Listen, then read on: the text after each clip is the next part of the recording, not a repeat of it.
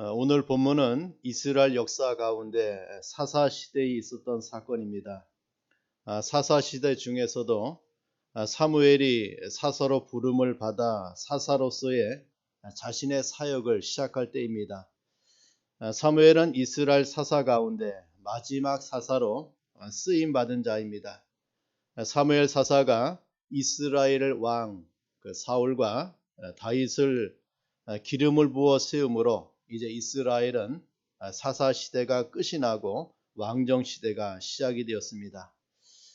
자, 그러한 사사 시대 말기에 사무엘이 사사로 세워질 때에 그리고 이스라엘의 제사장이었던 엘리 제사장이 죽고 제사장을 계승할 엘리의 두 아들 홈니와 비느하스도 전쟁터에서 죽음으로 제사장을 계승할 자가 없는 그런 시대였습니다.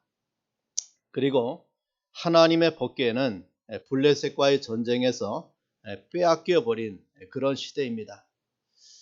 이 하나님의 법궤는 하나님께서 이스라엘 백성들과 함께하고 있는 임재의 상징이 바로 하나님의 법궤입니다. 출애굽한 이스라엘 백성들을 하나님께서는 신의 산으로 부르셨죠.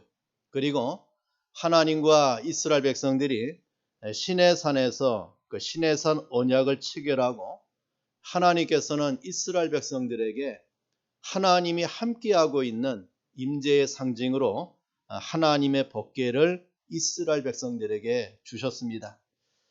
법궤 안에 보관된 하나님의 친수로 쓰신 두 돌판이 담겨 있고 만나를 담은 항아리와 그리고 아론의 쌍난 지팡이가 있는 법궤입니다.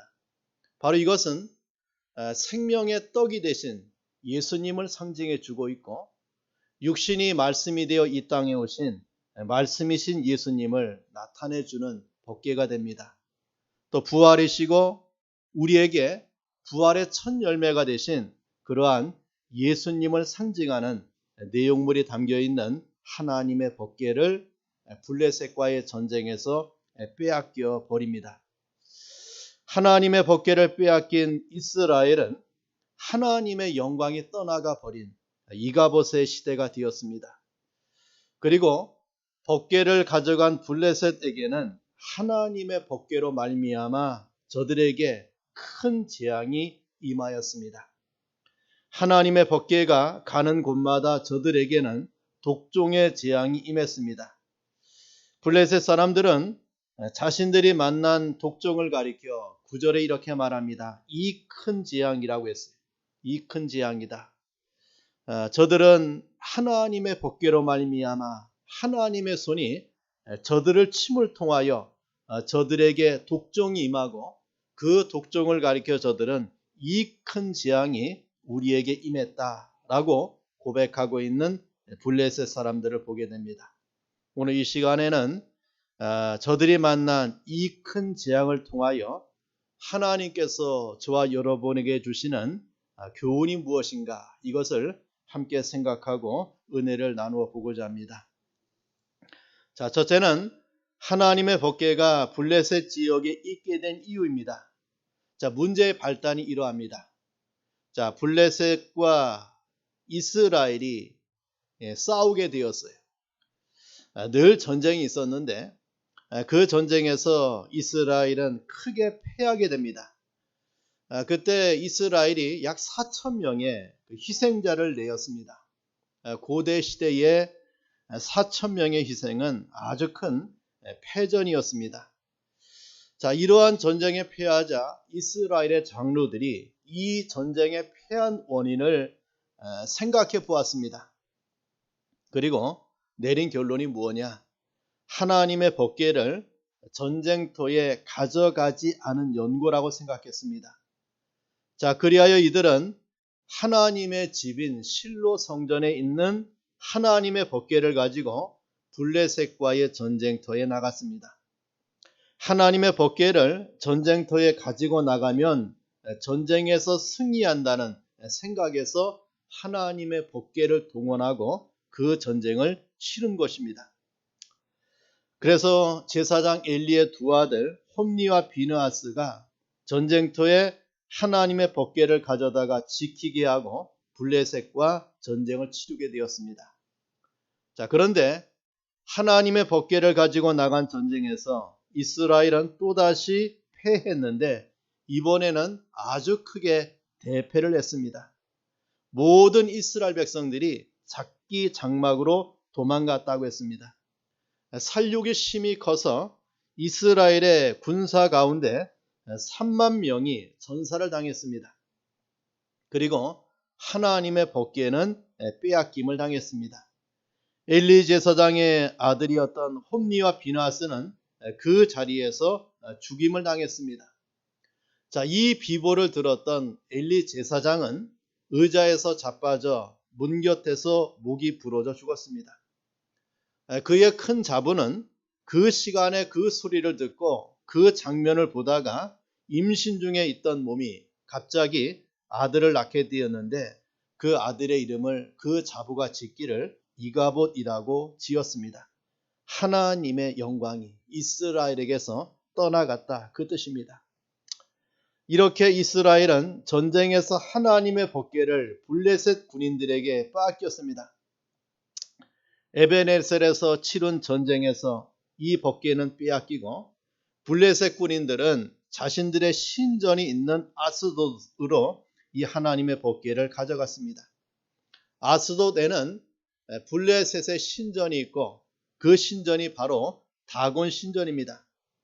블레셋 사람들은 자신들이 전쟁에서 이기고 그 전쟁에서 빼앗은 하나님의 법궤를 자신들의 신을 모신 아스돗의 다곤 신전 곁에 두었습니다.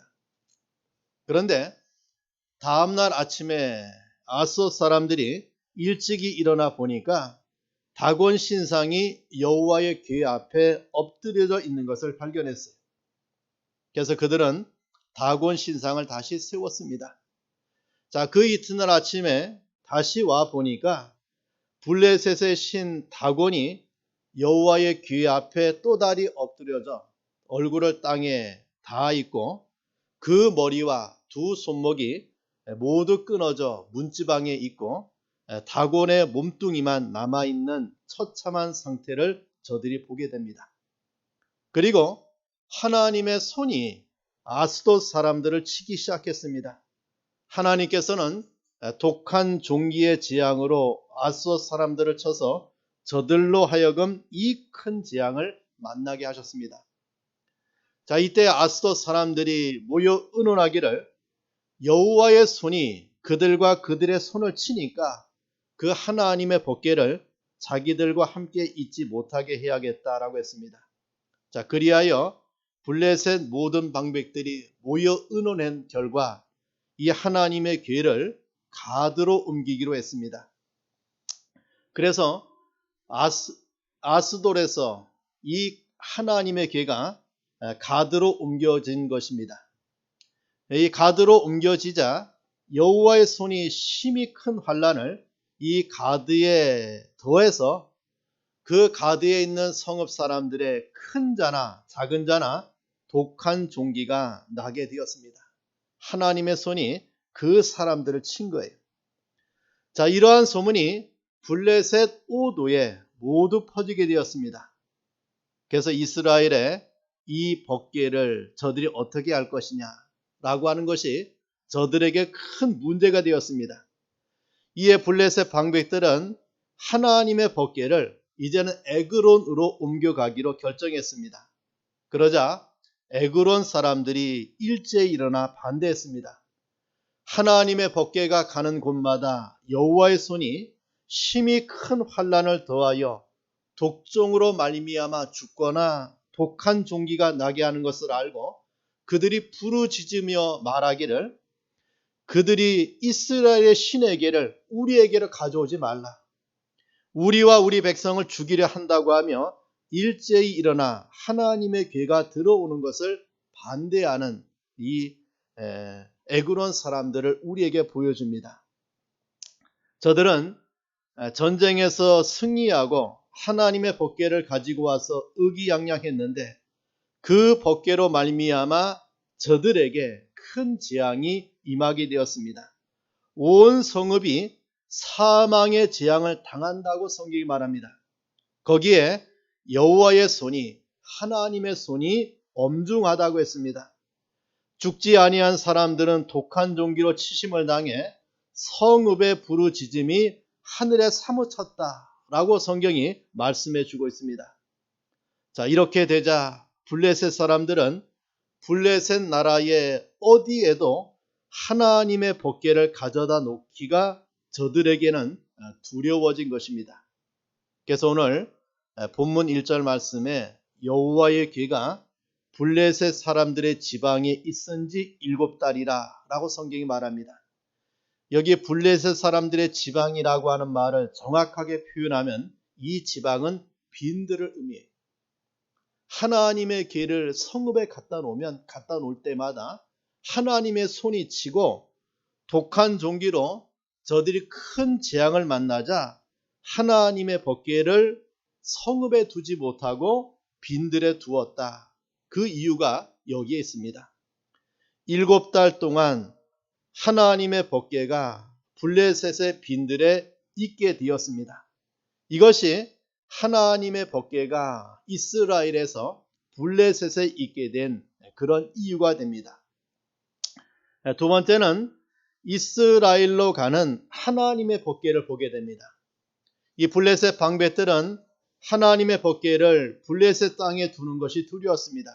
그래서 하나님의 법궤를 어떻게 이스라엘로 돌려보낼 것인가를 궁리했습니다. 그래서 제사장들과 복술자들을 보내어서 그들에게 어떻게 이것을 돌려보낼 것인가를 가르치라고 했습니다. 자, 오늘 성경 말씀 3절에 보니까 그들이 이렇게 그 의견을 내고 있는 것을 보게 돼요. 자, 그들이 이르되 이스라엘 신의 궤를 보내려거든 거저 보내지 말고 그에게 속건제를 드려야 할지니라. 그리하면 병도 낫고 그의 손을 너희에게서 옮기지 아니하는 이유도 알리라고 했습니다.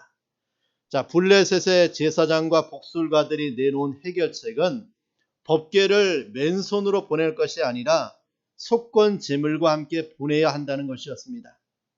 여러분, 원래 이 속건제라고 하는 그 제사는 하나님의 성물이나 또 인간에게 해를 끼치는 죄를 범할 때에 그 죄에 대한 사함을 받기 위해서 하나님께 드리는 제사가 속건제입니다.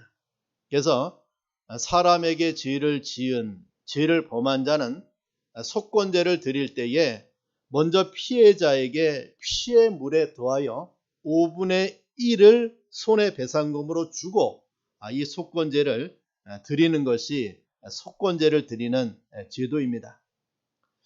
그런데 여기 블레셋 사람들이 모세 율법에 따라서 체계적으로 속건제를 드린 것이 아니에요. 블레셋 사람들은 그러한 성격의 속건제를 하나님 앞에 드린 것이 아니고 저들이 갖고 있는 저들의 제사법대로 이렇게 속건제를 드리는 저들을 보게 돼요. 저들은 자신들에게 온 재앙인 독종과 그 병을 가져온 하나님의 손이 계속하여 블레셋 자신들을 치시는 이유를 알기 위함이라고 했어요. 그래서 4절에 보니까 그들이 이르되 무엇으로 그에게 드릴 속건제를 삼을까 하니 이르되 블레셋 사람의 방백의 수요대로 금독종 5과 금지 5마리라 하리니 너희와 너희 통치자에게 내린 재앙이 같음이니라고 말씀하고 있는 것을 보게 돼요. 자, 그렇다면 블레셋에 내린 하나님의 재앙은 바로 독종의 재앙입니다. 자, 그 독종은 쥐로 말미암아 찾아온 재앙입니다. 성경학자들에 의하면은 쥐로 말미암아 나타난 재앙은 바로 쥐를 매기로 하여 옮겨지는 질병인 패스트병이라고 추정을 합니다. 자, 블레셋은 하나님의 법궤로 말미암아 하나님의 손이 저들을 치셨습니다. 자, 그 결과 블레셋에 쥐떼로 말미암아 패스트가 퍼져 많은 사람들이 재앙을 만나 죽게 되거나 독한 종기에 걸려 고통을 당하는 일이 벌어진 것입니다. 그래서 저들은 이러한 재앙을 가져온 하나님의 법궤를 돌려보낼 때 속건 제물로 금독종 5과 금지 5을 만들어 하나님의 법궤를 보낼 때 같이 보내게 되었다라고 말씀하고 있습니다. 저들은 이렇게 6절에 말합니다. 이들은 자들의 주장을 합리화하기 위하여 하나님의 애굽 땅에 내린 재앙을 말하며 저들의 주장을 펴고 있는 것을 보게 돼요. 6절에 보니까 애굽인과 바로가 그들의 마음을 완악하게 한 것 같이 어찌하여 너희가 너희의 마음을 완악하게 하겠느냐. 그가 그들 중에서 재앙을 내린 후에 그들이 백성을 가게 함으로 백성이 떠나지 아니하였느냐라고 했습니다. 저들은 출애굽 시에 애굽 땅에 내린 재앙으로 말미암아 이스라엘 민족이 출애굽했다라고 했습니다. 맞습니다. 하나님께서 애굽 땅을 재앙으로 치셨습니다. 10가지 재앙 가운데 블레셋에 임한 독종의 재앙과 같은 악성 종기 재앙이 10가지 재앙 가운데 6번째 재앙으로 하나님이 애굽 땅을 치고 있는 것을 보게 돼요. 이렇게 애굽을 치신 이스라엘의 하나님이 블레셋을 친다고 했습니다. 그래서 이 법궤를 보낼 때에 속건제를 드리고 새 수레에 실어서 보내자는 말을 이스라엘의 법궤를 보낼 때에 블레셋의 방백들이 이렇게 말하고 있는 것을 보게 돼요. 자, 그 결과 새 수레를 만들고 그 수레에다가 블레셋 방백의 수요대로 금독종 5과 금지 5을 만들어 달고 하나님의 법궤를 이스라엘로 보내고자 했습니다. 자, 이것이 블레셋에 있던 하나님의 법궤가 이스라엘 지경으로 돌아오게 된 과정입니다. 그런데 이러한 하나님의 법궤를 저들이 보내면서 이 법궤로 말미암아 재앙이 우리에게 왔느냐 아니 왔느냐라고 하는 것을 저들이 묻는 블레셋 사람들을 보게 돼요. 자, 이 큰 재앙이 하나님에게서냐 아니면 우연이냐라고 하는 저들의 물음을 보게 됩니다. 자, 이 블레셋 백성들은 독종으로 블레셋을 친 이 큰 재앙이 하나님의 손이 치신 것이냐 아니면 우연히 일어난 일이냐를 알고자 했습니다. 이 말은 이 재앙이 하나님에게서냐 아니면 그냥 우연히 일어난 일이냐를 저들이 알고자 했다. 자, 우리 한번 9절 말씀을 보겠습니다. 9절 말씀에 보니까 보고 있다가 만일 걔가 그 본지역 길로 올라가서 벳세메스로 가면 이 큰 재앙은 그가 우리에게 내린 것이요 그렇지 아니하면 우리를 친 것이 그의 손이 아니요 우연히 당한 것인 줄 알리라고 했습니다. 자, 이것이 하나님에게서냐 아니면 우연이냐를 알기 위하여 저들은 하나님의 법궤를 운반할 것을 준비했습니다. 새 수레를 만들었습니다. 멍에를 메어 보지 아니한 젖나는 암소 2마리를 끌어다가 수레를 메우고 그 송아지들은 떼어 집으로 돌려보내고 여호와의 궤를 가져다가 수레 위에 싣고 궤를 빼앗아 간 죄의 보상으로 드릴 속건제 금으로 만든 물건들을 상자에 담아 그 궤 곁에 두고 그 소를 이스라엘 지경의 길로 가게 하도록 하자였습니다.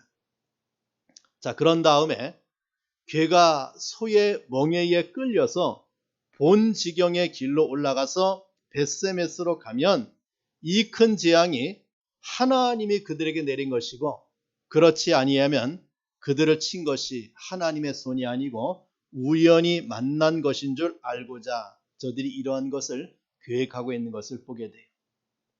자, 블레셋 사람들은 과연 이 재앙이 우연이냐 아니냐를 두고 이렇게 벳세메스로 가는 2 암소를 준비한 것입니다. 이들은 이 큰 재앙이 하나님에게서냐 아니면 우연이냐 라고는 문제를 두고 벳세메스로 가는 2 암소를 준비한 것이 우리 성도 여러분, 이 벳세메스로 가는 2 암소를 통하여 하나님이냐 아니면 우연이냐라는 질문을 하는 벳세메스를 향해서 이 두 암소를 보내는 블레셋 사람들을 보게 됩니다. 마찬가지입니다.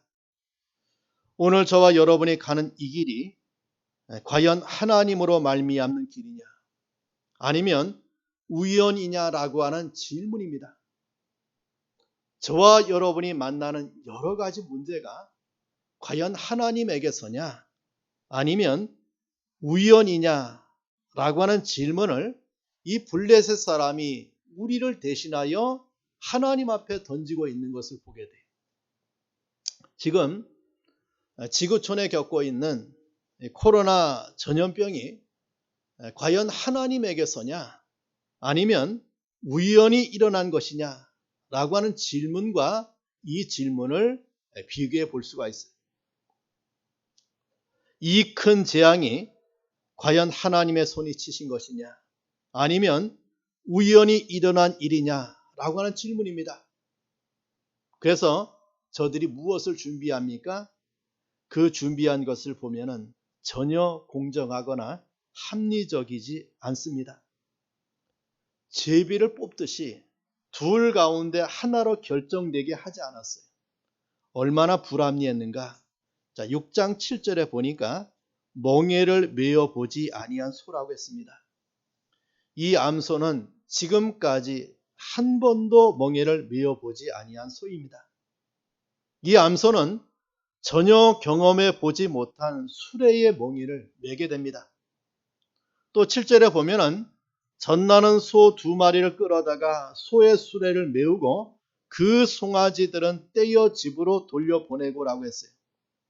새끼 송아지는 집으로 돌려보내어져서 본능적으로 송아지가 있는 자기 새끼가 있는 곳으로 가야만 되는 암소입니다. 블레셋으로 갈 수가 없어요. 벳세메스로 갈 수가 없죠. 이 암소는 자기 새끼가 있는 곳으로 가야만 돼요. 또 9절에 보니까 보고 있다가 만일 걔가 그 본지역 길로 올라가서 벳세메스로 가면이라고 했습니다. 여기 괴가 간다고 했어요. 이 소를 사람이 끌고 가는 것이 아닙니다.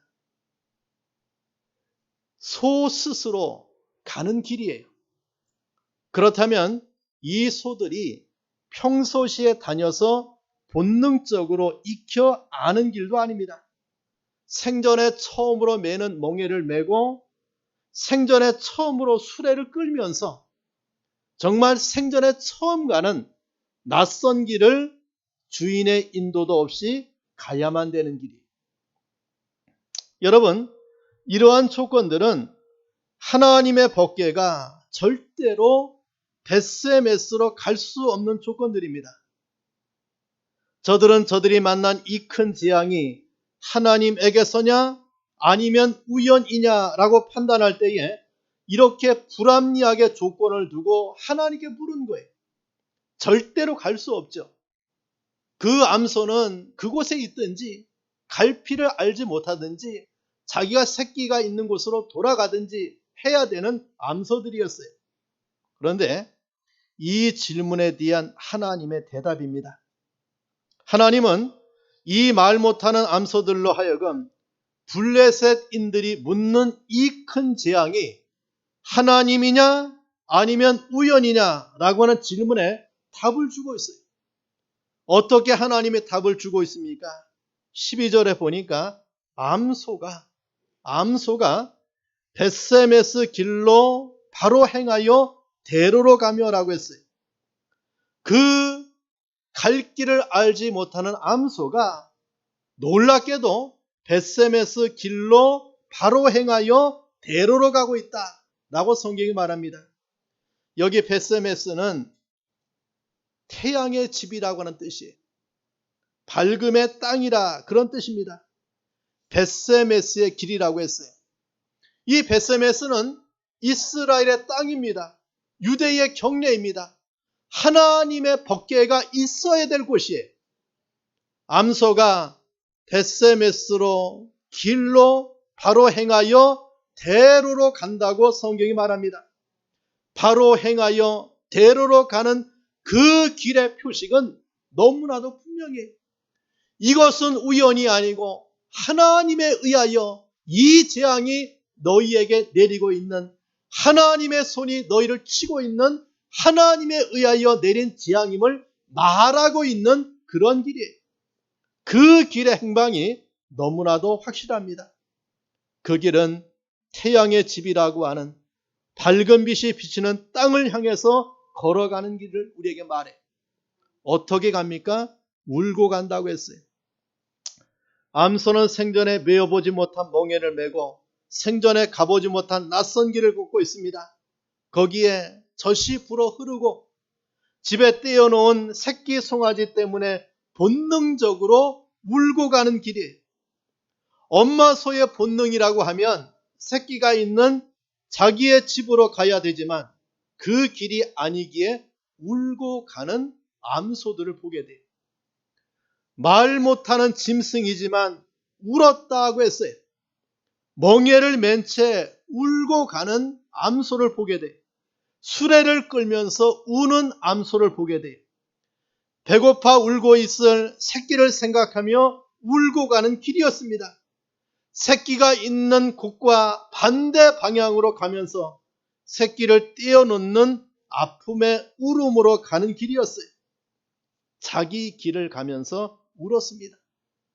하나님의 섭리에 의하여, 하나님인 것을 나타내기 위하여, 하나님에 의하여 운반되는 두 암소는 그 가는 길이 이렇게 울며 가는 길이었어요. 또 12절에 말합니다. 좌우로 치우치지 아니했다고 했습니다. 이 암소들은 분명히 하나님의 섭리 앞에 순종의 걸음을 걷고 있습니다. 그 걸음은 우연이라고 하는 저들의 미신과 우연이라고 하는 저들의 사상을 파괴하는 걸음이에요. 하나님의 역사의 주관자고 하나님이 이 일을 주관하고 있고 하나님이 이 큰 재앙을 내리고 있다라고 하는 것을 입증하는, 좌우로 흔들리지 아니하고 대로로 똑바로 걸어가고 있는 이 두 암소를 우리에게 보여줍니다. 저들은 중도에서 꾀를 내지 않았어요. 옆길로 가지도 않았습니다. 뒤로 돌지도 않았고 제자리 걸음도 걸어가지 않았습니다. 하나님의 섭리 아래 움직이고 있는 암소의 목적은 분명합니다. 하나님의 계를 옮기는 일이었습니다. 그러기 위하여 수레를 끌고 가는 것이, 방향이 분명합니다. 벳세메스로 가는 길을 갖고 있는 암소들을 보게 돼요. 이것이 우연이 아닌 하나님에 의하여 진행되는 하나님의 역사의 한 장면을 우리에게 보여줍니다. 자, 그 결과 13절에 보니까 벳세메스 사람들이 골짜기에서 밀을 베다가 눈을 들어 괴를 보고 그 본 것을 기뻐했다고 했고, 14절에 보니까 수레가 벳세메스 사람 여호수아의 밭 큰 돌 있는 곳에 이르러 선지라라고 성경이 말을 해요. 자, 그 목적지는 벳세메스, 그리고 그 벳세메스에 있는 여호수아의 밭이라고 했습니다. 여러분, 여호수아가 바로 구원을 상징하는 뜻이에요. 여호수아와 예수는 같은 말이에요. 그리고 여호수아의 밭에 있는 큰 돌이라고 했습니다. 이 큰 돌은 무엇을 말합니까? 반석을 말을 해요. 예수는 우리의 반석이 되시죠. 이 큰 돌 있는 곳에 이 법궤가 멈춰선 역사를 우리에게 보여줍니다. 아무도 멈추게 한 사람이 없는데 그러나 암소들이 거기에 머물러 서고 하나님의 법궤가 여호수아의 큰 밭, 큰 돌 위에 멈춰서는 이 장면을 우리에게 보여줍니다. 저들은 똑같이 걷고 수레를 끌었습니다. 함께 울고 함께 도착하고 함께 제물로 불태움을 당하고 있는 것을 보게 돼요.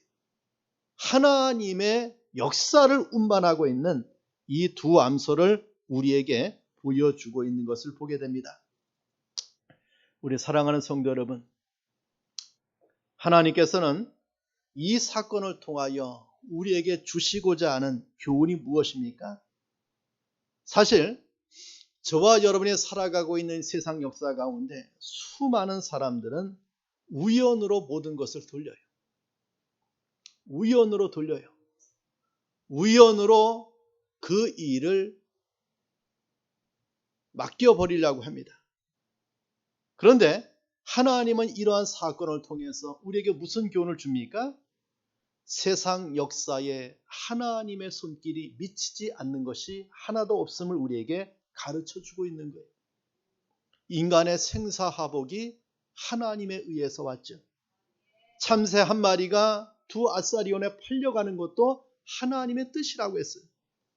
결코 우리에게 일어난 모든 일들은 우연이 아니라고 하는 것을 하나님이 이 장면을 통해서 우리에게 말씀해 줍니다. 사실 블레셋 사람도 이것을 알아요. 우연이 아니고 하나님이 이 일을 행했다. 이것을 알아요. 여러분 사무엘상 5장 6절에 보니까 저들이 이렇게 말을 해요. 여호와의 손이 아스돗 사람에게 엄중히 도하사 독종의 재앙으로 아스돗과 그 지경을 쳐서 망하게 하니, 또 5장 9절에 보면은 여호와의 손이 심히 큰 환난을 그 성에 더하사 성읍 사람의 작은 자와 큰 자를 다 쳐서 독종이 나게 하신지라. 또 5장 11절에서 12절에 보면 하나님의 손이 엄중하심으로 죽지 아니한 사람들은 독종으로 치심을 받아 성읍의 부르짖음이 하늘에 사무쳤다라고 했어요. 자, 블레셋 사람들이 양심이 그래 증거합니다. 자, 5장 7절에 보니까 이스라엘의 신의 길을 우리와 함께 있게 못할지라 그 손이 우리와 우리 신 다곤을 친다고 했어요. 또 10절에 보면은 그들이 괴를 우리에게로 가져다가 우리와 우리 백성을 죽이려 한다고 항의하고 있는 에그론 사람들을 보게 돼요. 저들도 알고 있는 거예요. 하나님이 치고 있다. 그럼에도 이것을 우연으로 돌리기 위하여 정말 불합리하게 그 법궤가 이스라엘로 가지 못하는 여러 가지 조건을 가지고 하나님이냐 아니냐를 시험하고 있는 블레셋을 향하여 하나님은 명백한 답을 내놓고 있는 하나님을 보게 됩니다. 하나님은 오늘도 우리 인생 가운데 많은 사람의 지지를 받는 이 우연이라는 함정을 깨트리기 원하고 있어요. 우연히 일어난 일이야. 우연히 그런 일이 발생한 것이야. 이 우연이란 함정을 하나님이 깨트리는 방법이 무엇입니까? 하나님의 계획을 운반하는 오늘의 교회를 우리에게 보여줘요. 다시 말하면 하나님이 이 교회를 통하여 지금 이러한 역사, 모든 일들을 우연으로 돌리고 모든 일들을 하나님이 없다라고 주장하는 이 세상 역사 가운데 이 교회를 통하여 하나님께서 우리 교회에 주어진 사명의 운동이 무엇입니까? 바로 십자가를 지고 저 베세메스라고 하는 천국을 향해서 나아가는 여정의 길을 하나님이 저와 여러분에게 주고 있는 거예요. 이런 길을 걸어가는 저와 여러분이 과연 우연이냐? 아니라고 하는 것이 하나님이 살아계시고 그 하나님의 역사 가운데 저와 여러분이 움직이고 있는 것을 우리에게 말씀해 줍니다. 여러분, 2021년이 과연 우연의 해가 됩니까? 아닙니다. 지금 세계가 만난 여러 사건들이 과연 우연일 수 있습니까? 아닙니다. 하나님의 장중에 의해서 움직여지고 있는 거예요. 저의 인생의 역사가 과연 우연입니까? 아닙니다.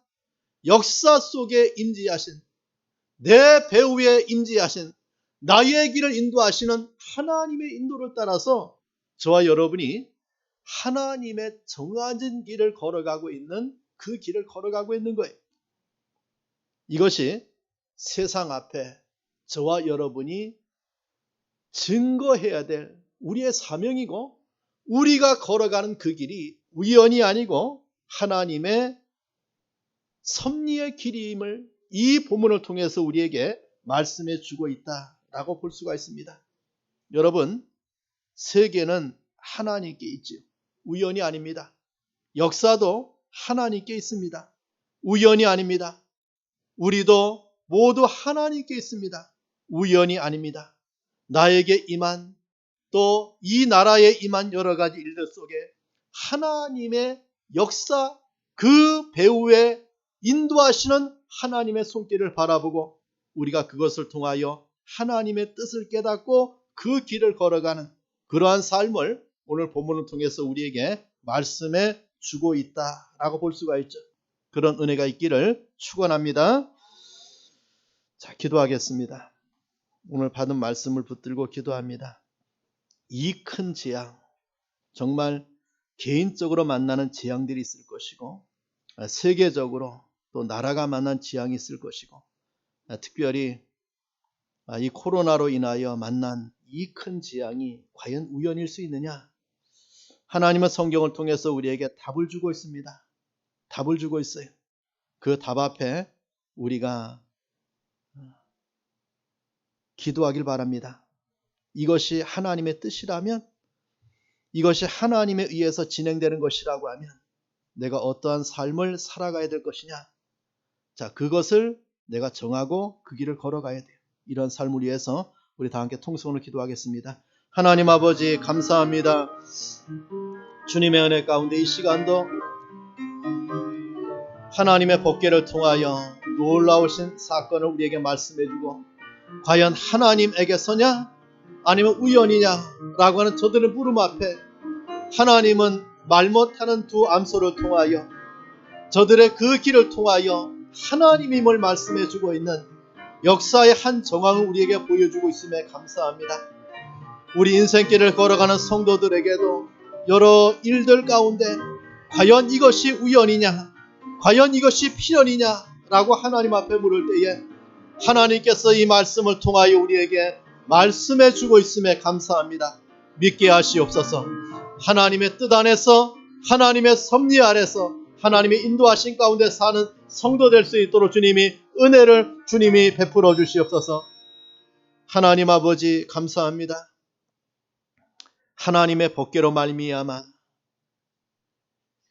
과연 하나님에서냐 아니면 우연이냐라고 하는 저들의 물음 앞에 하나님은 이 모든 것이 하나님에 의해 진행되고 있는, 하나님에 의하여 나타나고 있는 하나님의 역사였음을 말씀하고 있는 하나님을 만나게 하심에 감사합니다. 우리 인생의 길을 걸어가게 하신 하나님 아버지, 내 가야 될 길을 예정하시고 그 길을 인도하신 하나님 앞에 우리가 다시 한번 이 말씀을 통하여 은혜를 받고 걸어가기 원합니다. 모든 것이 하나님의 뜻이었고, 모든 것이 하나님의 계획이었고, 모든 것이 하나님의 인도였고, 모든 것이 하나님의 뜻대로 이루어진 사건임을 이 본문의 말씀을 통해서 깨닫게 하심에 감사합니다. 세상 역사 배후에 우리 하나님의 손이 있고 하나님의 역사가 있고 이것을 깨닫고 걸어갈 수 있도록 은혜 주신 것을 감사하고 그러한 하나님의 뜻 앞에 나를 쳐 복종하고 그 하나님의 계획 앞에 나의 뜻을 맞추고 그 하나님의 인도를 받으며 남은 생애를 살아가는 성도 될 수 있도록 은혜를 베풀어 주시옵소서. 하나님, 우리에게 만난 여러 가지 환난과 고난을 통하여 이것을 깨닫게 하심에 감사합니다. 나의 길을 돌이킬 수 있도록 은혜 주신 것을 감사합니다. 하나님의 뜻을 다시 한번 붙들고 살아갈 수 있도록 은혜 주심을 감사합니다. 하나님 아버지, 이 말씀을 통하여 하나님임을 깨닫게 하시고 우연이 아님을 깨달을 수 있도록 주님이 축복해 주시옵소서. 예수님의 이름으로 기도합니다. 아멘.